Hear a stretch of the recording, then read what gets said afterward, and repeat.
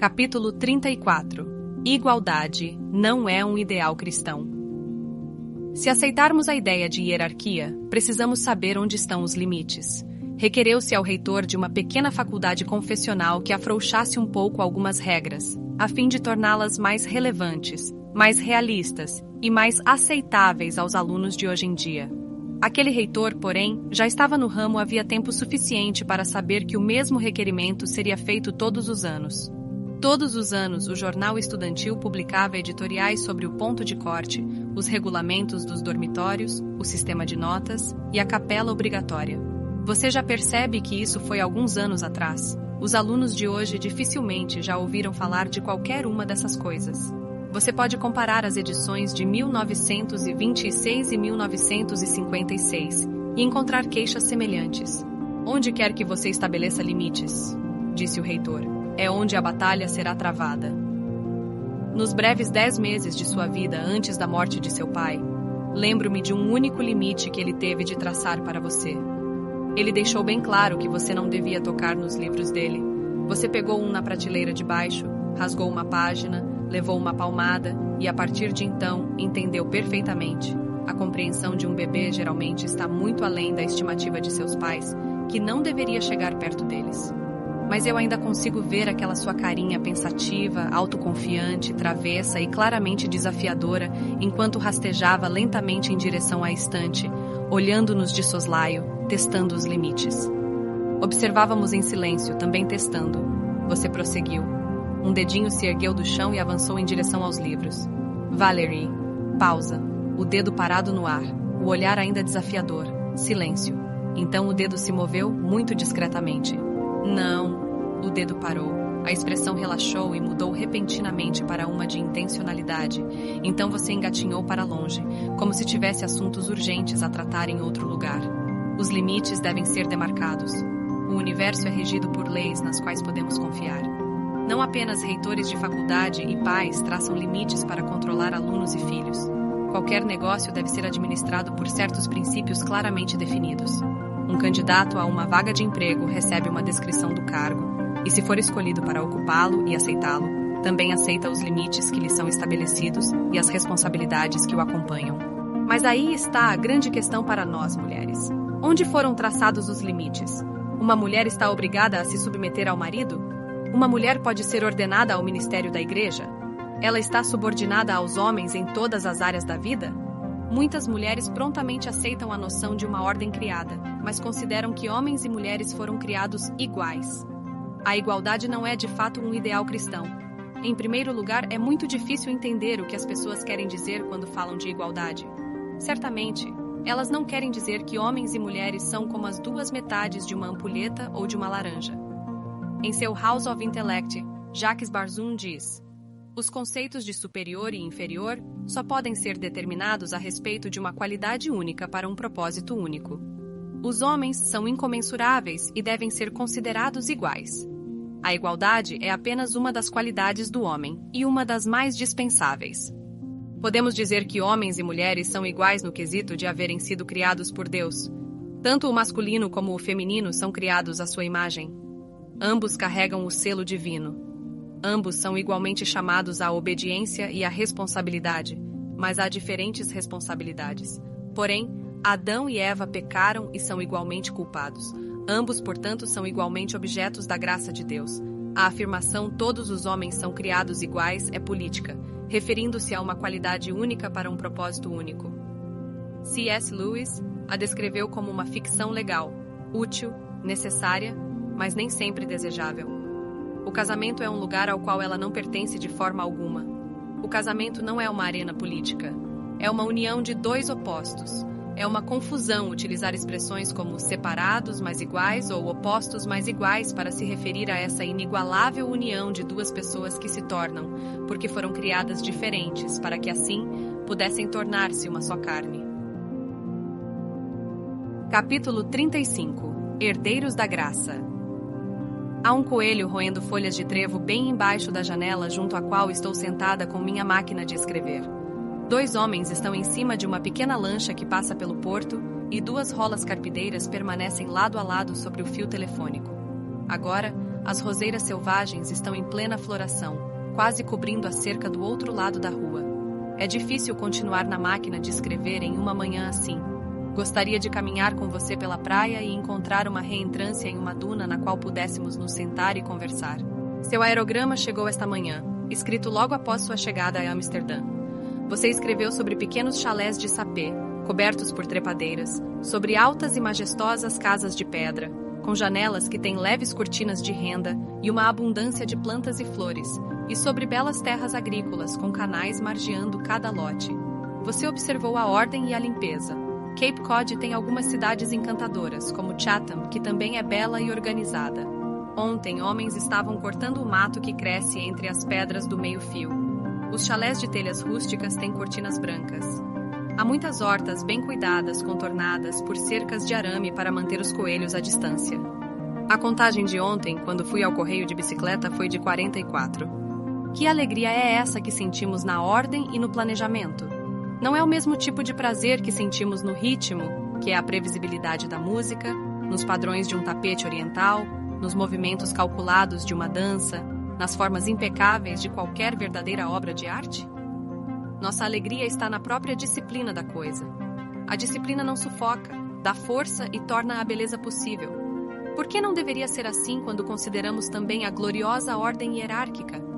Cada ser desempenha sua parte na música, no padrão e na dança, e ao executá-la de acordo com as instruções do Criador, ele encontra sua alegria mais plena. Isso é gracioso, e não há na Bíblia a expressão mais bela para descrever um casal do que a frase de Pedro: juntamente herdeiros da mesma graça de vida. O contexto é interessante. Pedro está escrevendo aos exilados sobre como devem comportar-se nos países por onde foram dispersos. A obediência deles à autoridade pode, em última instância, levar as pessoas à sua volta a glorificar a Deus. Os servos devem submeter-se aos seus senhores, sejam eles bons ou maus, pois Cristo sofreu injustamente e é seu exemplo que eles são exortados a seguir. As mulheres casadas devem ajustar-se aos maridos, seguindo o exemplo de Sara, que obedecia a Abraão. Os maridos devem tentar compreender, como na tradução de Philip, suas esposas, honrando-as como seres fisicamente mais frágeis, embora convosco igualmente herdeiras da graça de vida. Instruções especiais. Tudo isso constitui o padrão de Deus. Cada um faz parte desse padrão tanto quanto o outro, mas quando pensamos no todo em termos de uma pintura, uma dança ou uma sinfonia, a noção de igualdade parece totalmente inapropriada. Ainda assim, marido e mulher são igualmente herdeiros de um modo intrincado e íntimo, e a herança conjunta deles é a graça. Capítulo 36. Igualdade proporcional. Casamento não é um negócio meio a meio. Tão logo seja concebido como tal, torna-se uma guerra de poder, com picuinhas e disputas de pontos para garantir que um não supere o outro. Se eu fizer isso, você terá que fazer aquilo. Já li sobre contratos de casamento em que todas as tarefas domésticas eram efetivamente designadas a um ou ao outro. Nas terças e quintas-feiras, por exemplo, a esposa faz o café da manhã e se certifica de que os filhos se aprontem, alimentem-se e levem à escola seus livros, dinheiro para o lanche, passagens de ônibus, roupas de ginástica e assim por diante. O marido faz tudo isso nas segundas, quartas e sextas-feiras. A esposa cozinha o jantar nas segundas, quartas e sextas-feiras. O marido, nas terças e quintas-feiras.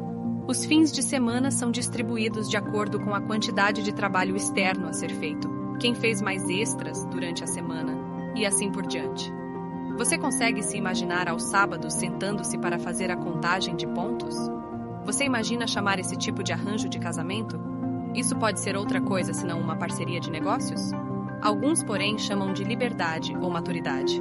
Qual deve ser a porcentagem, então? Pergunta errada.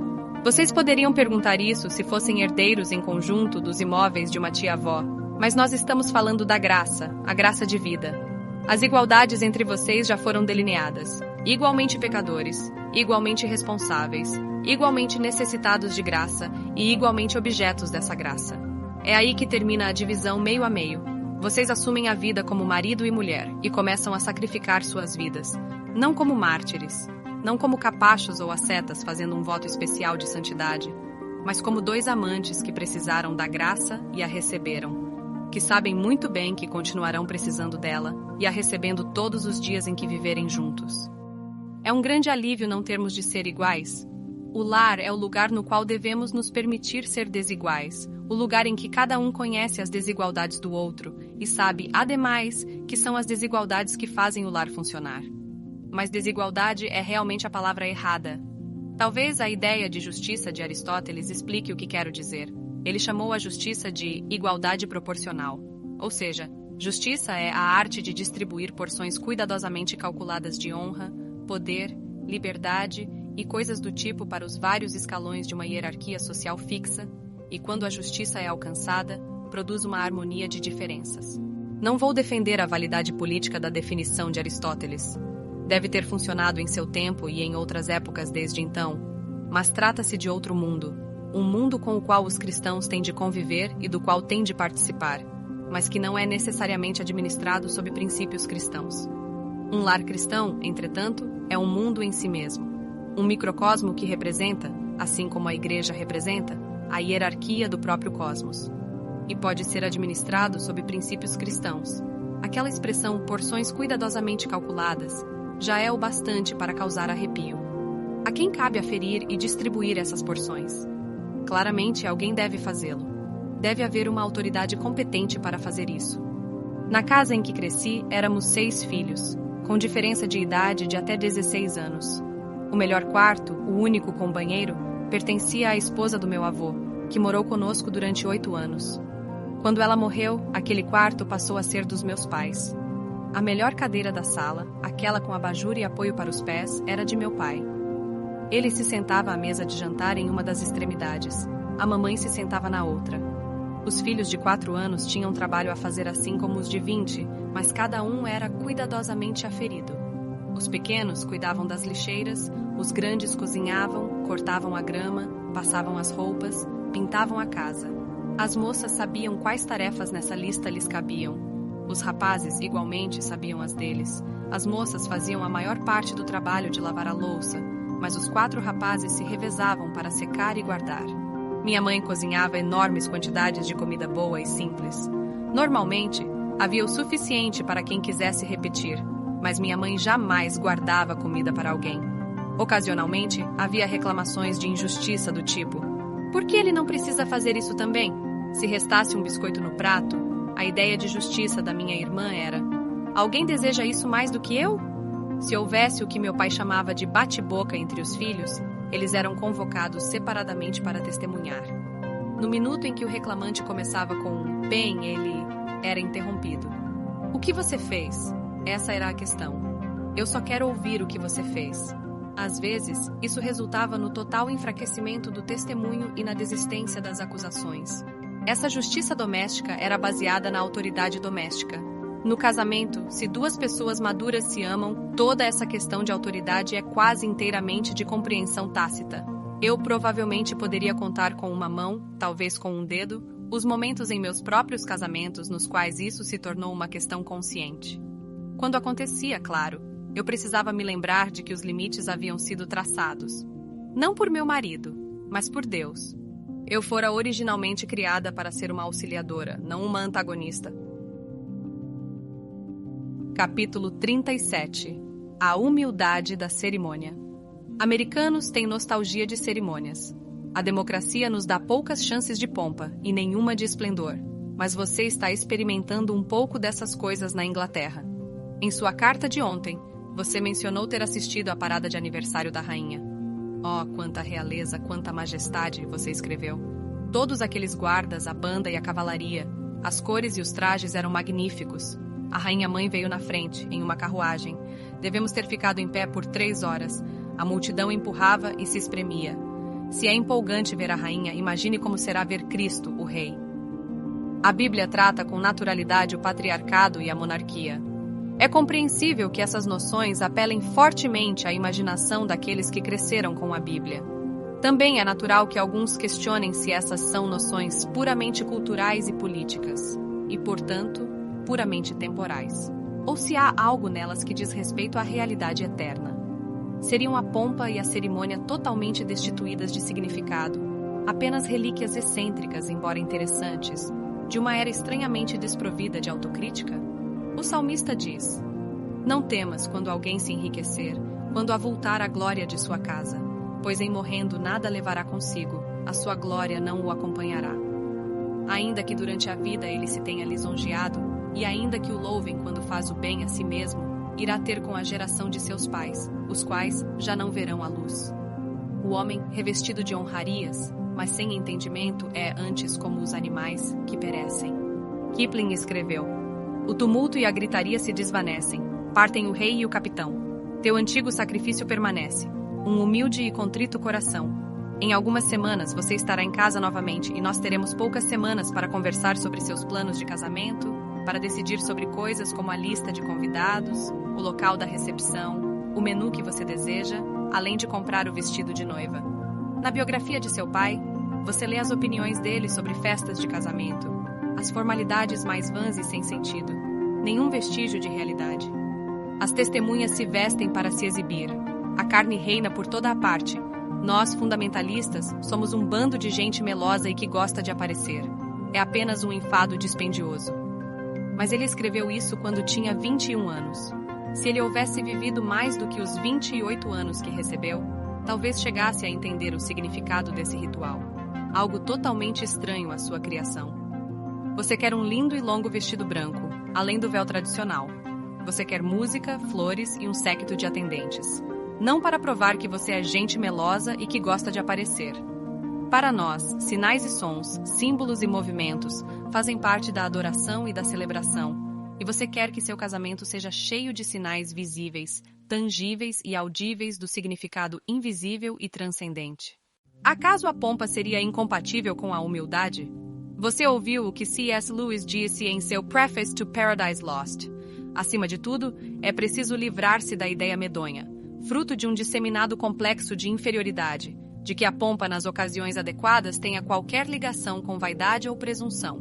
Um celebrante aproximando-se do altar, uma princesa sendo conduzida pelo rei para dançar um minueto, um oficial general em um desfile cerimonial, um mordomo precedendo a cabeça do javali em um festival natalino. Todos esses usam roupas incomuns e se movem com calculada dignidade. Isso não significa que sejam vaidosos, e sim que são obedientes. Eles obedecem ao roquiage que preside toda a solenidade. O hábito moderno de fazer coisas cerimoniais sem cerimônia não é prova de humildade. Antes, prova a incapacidade de o transgressor esquecer-se de si mesmo durante o rito e sua prontidão em estragar, para todos os demais, o apropriado prazer do ritual. Parece-me que a aceitação de uma ordem universal molda a imaginação e prepara o terreno para a apreciação da cerimônia. Vemos na ordem terrena um reflexo da celestial.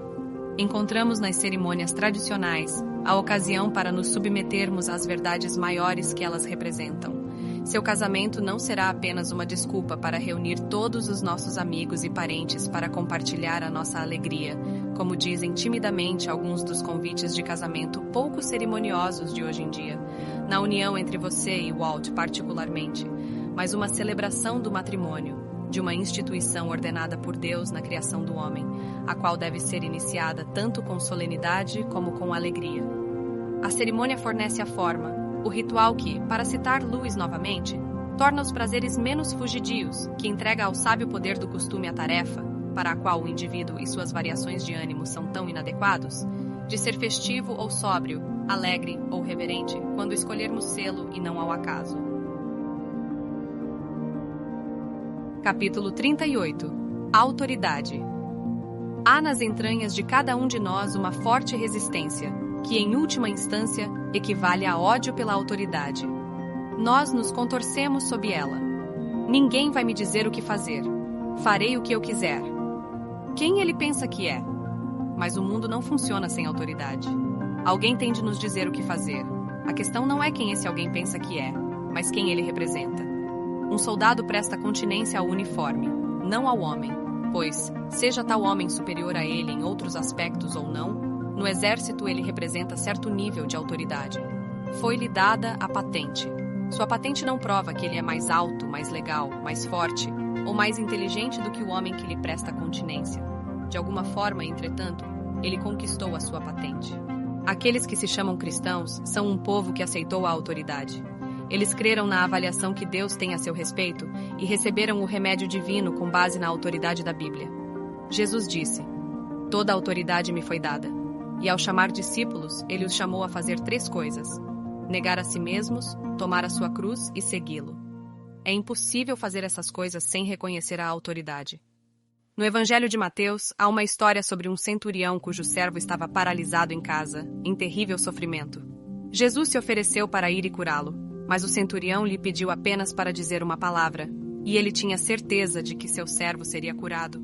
Pois também eu sou homem sujeito à autoridade, tenho soldados às minhas ordens, e digo a este: vai, e ele vai, e a outro: vem, e ele vem, e ao meu servo: faz isto, e ele o faz.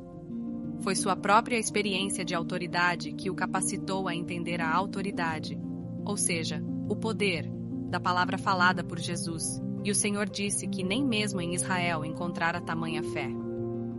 Em resposta à fé do homem, Jesus falou a palavra e o servo foi curado. Para exercer autoridade, é necessário obedecer à autoridade. O centurião declarou que era um homem sujeito à autoridade, com soldados sob ele. Ele respeitou a autoridade de Jesus e se submeteu a ela em fé.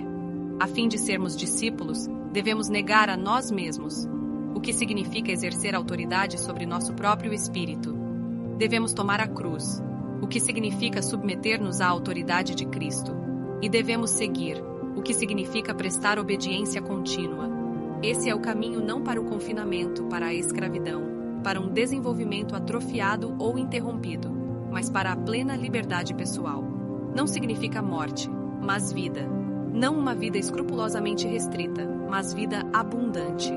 O portão é estreito, mas não há vida. O portão se abre para uma imensidão de vida. Sabemos que há também um caminho amplo, e sabemos para onde ele conduz: a destruição. Aceitar a hierarquia divinamente ordenada significa aceitar a autoridade. Antes de tudo, a autoridade de Deus. Depois, as autoridades inferiores que ele ordenou. O marido e a esposa estão ambos sob a autoridade de Deus, mas a posição de cada um não é a mesma. A esposa deve submeter-se ao marido.